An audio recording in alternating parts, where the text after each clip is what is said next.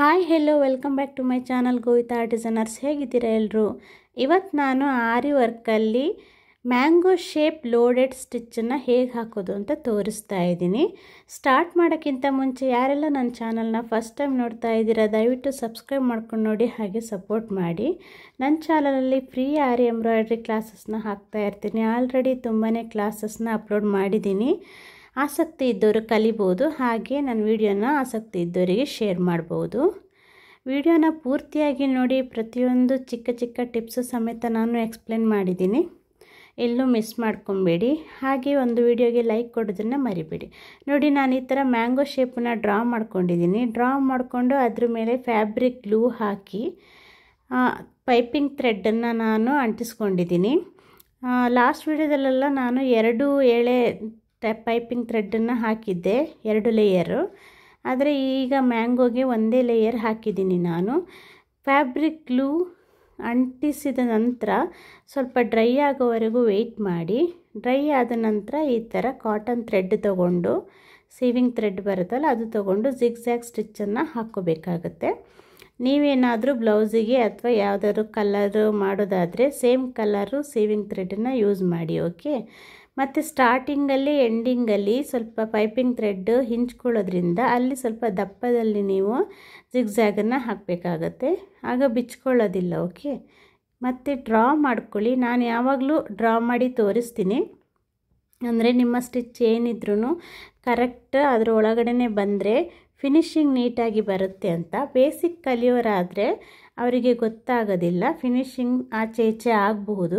ಅದಕ್ಕೆ ಈ ಥರ ಸ್ವಲ್ಪ ಡ್ರಾ ಮಾಡಿಕೊಂಡ್ರೆ ನಿಮಗೆ ಫಿನಿಶಿಂಗು ಕೊಡೋಕ್ಕೆ ಈಸಿ ಆಗುತ್ತೆ. ಕರೆಕ್ಟ್ ಲೈನ್ ಮೇಲೆ ನಿಮ್ಮ ಸ್ಟಿಚಸ್ ಎಲ್ಲ ಬರ್ಬೋದು.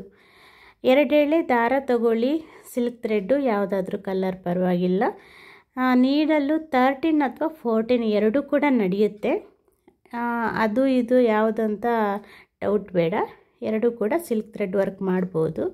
ನೋಡಿ, ಅಲ್ಲಿ ಬಾಕ್ಸ್ ಹಾಕಿದ್ದೀನಲ್ಲ ಸ್ಟಾರ್ಟಿಂಗ್, ಅಲ್ಲಿಂದ ಕ್ರಾಸಿಂದ ಸ್ವಲ್ಪ ಕೆಳಗಡೆ, ಕಾರ್ನರಿಂದ ಸ್ವಲ್ಪ ಕೆಳಗಡೆ ಚೈನ್ ತೆಗೆದುಬಿಟ್ಟು ಕಾರ್ನರಿಗೆ ಚೈನ್ ಹಾಕಿ ಪಕ್ಕದಲ್ಲೇ ಲಾಕ್ ಹಾಕಬೇಕು, ಓಕೆ. ಲಾಕ್ ಅಂದರೆ ಚಿಕ್ಕದಾಗಿ ಚೈನ್ ಹಾಕೋದಕ್ಕೆ ಲಾಕ್ ಸ್ಟಿಚ್ ಅಂತ ಹೇಳ್ತಾರೆ.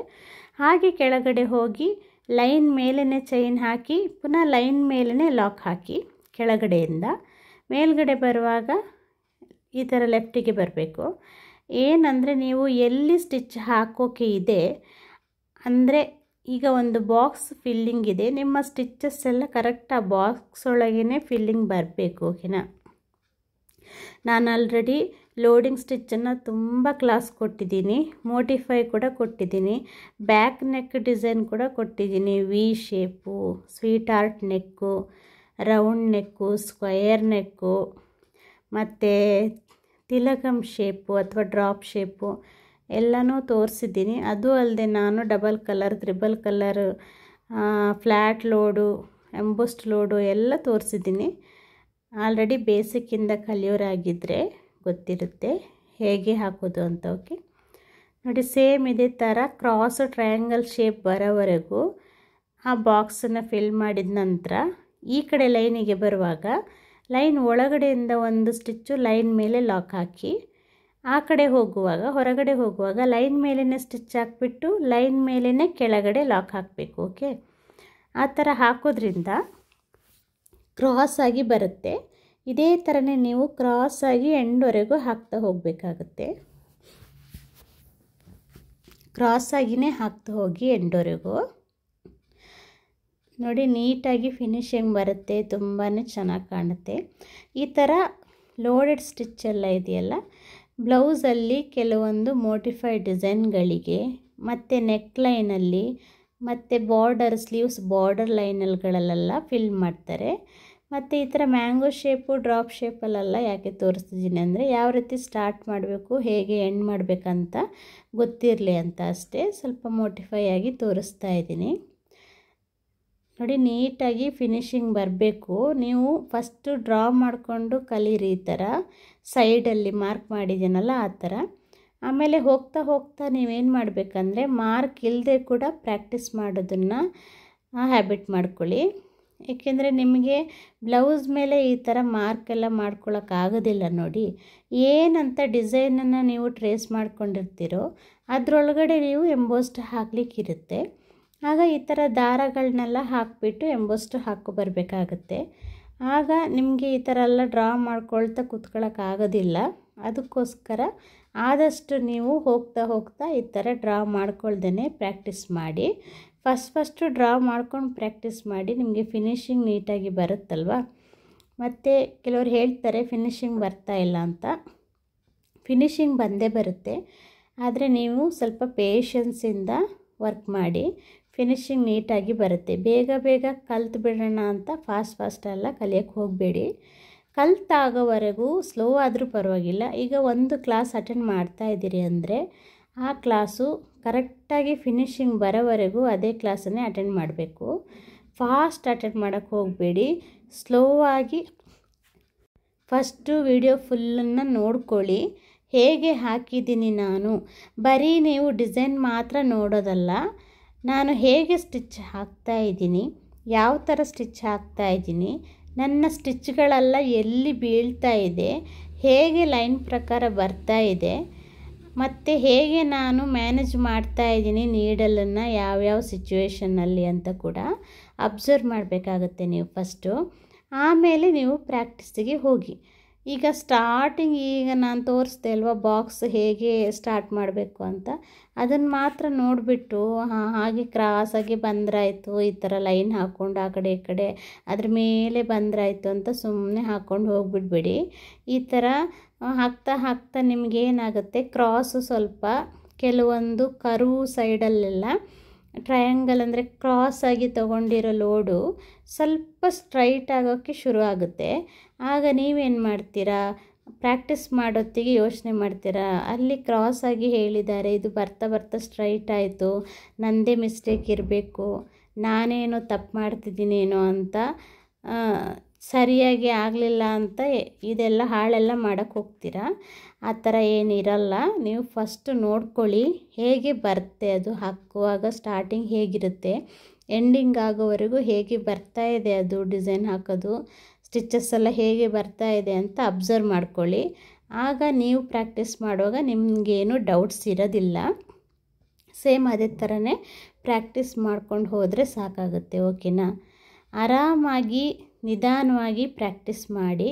ಮತ್ತು ಸಿಲ್ಕ್ ಥ್ರೆಡ್ಡು ಹೇಗೆ ಹ್ಯಾಂಡ್ಲ್ ಮಾಡೋದಂತ ನಾನು ಆಲ್ರೆಡಿ ಒಂದು ವಿಡಿಯೋ ಮಾಡಿ ಹಾಕಿದ್ದೀನಿ, 2 ವಿಡಿಯೋ ಮಾಡಿದ್ದೀನಿ ಸಿಲ್ಕ್ ಥ್ರೆಡ್ ಬಗ್ಗೆನೇ.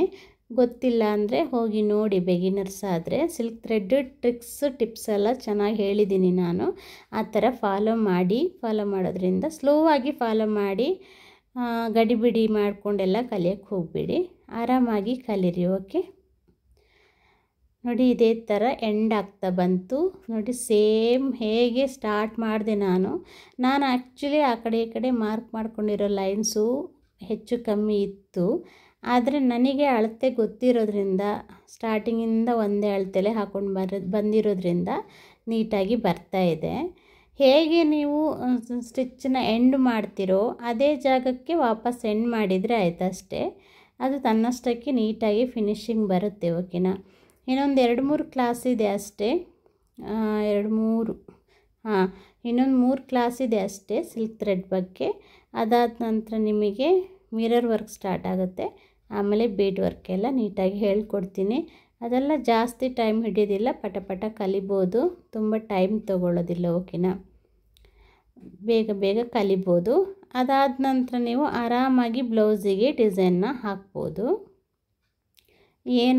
ಇನ್ನೂ ಇದೇ ಇಷ್ಟು ಕ್ಲಾಸ್ ಆಯ್ತಲ್ಲ ಅಂತ ಯೋಚನೆ ಮಾಡಬೇಡಿ.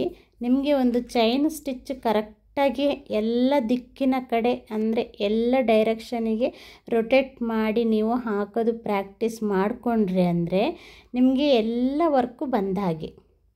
ನಾನು ಈಗ ಚೈನ್ ಸ್ಟಿಚ್ ಕೊಡ್ತಾ ಇದ್ದೀನಿ, ಅದೇ ದಾರನ ಲಾಕ್ ಹಾಕ್ಕೊಳ್ದೇನೆ ಅಂದರೆ ಎಂಡ್ ನಾಟ್ ಹಾಕ್ಕೊಳ್ದೇನೆ, ಅದು ಹೋಲ್ಸ್ ಇದೆ ಅಲ್ವಾ, ಸ್ಟಿಚ್ ಹಾಕಿರೋ ಹೋಲ್ಸ್ ಇದೆ ಅಲ್ವಾ ಸೈಡು, ಕರೆಕ್ಟ್ ಅದ್ರ ಮೇಲೇ ಚೈನ್ ಸ್ಟಿಚ್ ಹಾಕ್ಕೊಳ್ತಾ ಇದ್ದೀನಿ. ಓಕೆ, ನಂದೀಗ ಬೇಸಿಕ್ ಮುಗಿದ ನಂತರ ನಾನು ಅಡ್ವಾನ್ಸ್ ಕ್ಲಾಸ್ ಕೂಡ ಕೊಡ್ತೀನಿ, ಅದನ್ನು ಕೂಡ ಪ್ರಾಕ್ಟೀಸ್ ಮಾಡ್ಕೊಳ್ಳಿ. ಅಡ್ವಾನ್ಸಲ್ಲಿ ನಿಮಗೆ cut work, zardosi work, patch work, netted ಎಲ್ಲ ಇರುತ್ತೆ. ಅದೆಲ್ಲ ನಿಮಗೆ ಒಂದೇ ದಿನದಲ್ಲಿ ಕಲಿಯೋಕ್ಕಾಗಲ್ಲ, ಒಂದು 4 ದಿನ ಆದರೂ ಪ್ರಾಕ್ಟೀಸ್ ಬೇಕಾಗುತ್ತೆ. ನಾನದು ವೀಕ್ಲಿ 2 ಕ್ಲಾಸ್ ಹಾಕ್ತೀನಿ. ಒಂದಿನ ನೋಡ್ಕೊಳ್ಳಿ, ಮತ್ತೊಂದು 4 ದಿನ ಪ್ರಾಕ್ಟೀಸ್ ಮಾಡಿ. ಓಕೆನಾ? ಮಧ್ಯೆ ಮಧ್ಯೆ ಬ್ಲೌಸ್ ಡಿಸೈನ್ಸ್ ಎಲ್ಲ ಹಾಕ್ತಾಯಿರ್ತೀನಿ. ಓಕೆ, ಆಗ ನಿಮಗೆ ಬೇಸಿಕ್ ಕಲಿತವರಿಗೆ ಬ್ಲೌಸ್ ಡಿಸೈನ್ ಕೂಡ ಮಾಡ್ಬೋದು, ಅಡ್ವಾನ್ಸ್ ಕ್ಲಾಸ್ ಕೂಡ ಅಟೆಂಡ್ ಮಾಡಬಹುದು. ಆದರೆ ನೀವು ಅಡ್ವಾನ್ಸ್ ಕ್ಲಾಸು ತಗೊಂಡ ನಂತರ ಚೆನ್ನಾಗಿ ಪ್ರಾಕ್ಟೀಸ್ ಮಾಡಿ. ನಿಮಗೆ ಪ್ರಾಕ್ಟೀಸ್ ಬೇಗ ಆಗುತ್ತೆ. ಹೇಗೆ ಅಂದರೆ, ಈ ಬೇಸಿಕ್ಕು ಇಷ್ಟೊಂದು ಕ್ಲಾಸ್ ಕೊಟ್ಟಿದ್ದೀನಲ್ಲ, ಅದೆಲ್ಲ ನೀವು ಅಟೆಂಡ್ ಮಾಡಿದ ನಂತರ ನಿಮಗೆ ಅಡ್ವಾನ್ಸ್ ಕ್ಲಾಸು ಕಷ್ಟ ಆಗಲ್ಲ, ಆರಾಮಾಗಿ ಮಾಡ್ಬೋದು. ನೋಡಿ, ಚೈನ್ ಸ್ಟಿಚ್ಚನ್ನು ಚೆನ್ನಾಗಿ ಪ್ರಾಕ್ಟೀಸ್ ಮಾಡಿ. ಚೆನ್ನಾಗಿ ಅಂದರೆ ನಿಮಗೆ ಕೊಟ್ಟಿರೋ ಎಲ್ಲ ಕ್ಲಾಸನ್ನು ನೀಟಾಗಿ ಅಟೆಂಡ್ ಮಾಡಿದರೆ ತನ್ನಷ್ಟಕ್ಕೆ ನೀವು ಈ ಲೋಡಿಂಗ್ ಸ್ಟಿಚ್ ಬರೋ ಅಷ್ಟರಲ್ಲಿ ನೀಡಲ್ನ ಹೇಗೆ ಬೇಕು ಎಲ್ಲ ಡೈರೆಕ್ಷನಲ್ಲೂ ಆರಾಮಾಗಿ ತಿರುಗಿಸಿ ಚೈನ್ ಹಾಕೋದು ಪ್ರಾಕ್ಟೀಸ್ ಆಗೋಗ್ಬಿಟ್ಟಿರುತ್ತೆ. ಓಕೆನಾ? ನೋಡಿ, ಚೈನ್ ಹಾಕಿ ಫಿನಿಶ್ ಮಾಡಿದೆ. ಈಗ ಬೀಡ್ ಹಾಕಿಬಿಟ್ಟು ತೋರಿಸ್ತೀನಿ. ನೋಡಿ, ಈ ಥರ ಬರುತ್ತೆ ಮ್ಯಾಂಗೋ ಶೇಪ್ ಲುಕ್ಕು. ಇನ್ನೂ ಬೇರೆ ಬೇರೆ ಟೈಪಲ್ಲಿ ಕೂಡ ನೀವು ಹಾಕ್ಕೋಬೋದು.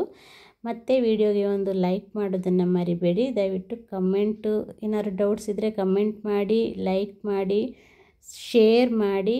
ಫಸ್ಟ್ ಟೈಮ್ ನೋಡೋರಿದ್ದರೆ ಸಬ್ಸ್ಕ್ರೈಬ್ ಮಾಡ್ಕೊಂಡು ನೋಡಿ. ಹೀಗೆ ಮನೇಲಿ ಒಂದು 2 ಅವರ್ ಆದರೂ ಪ್ರಾಕ್ಟೀಸ್ ಮಾಡ್ಕೊಳ್ಳಿ. Okay, thanks for watching. Thank you so much.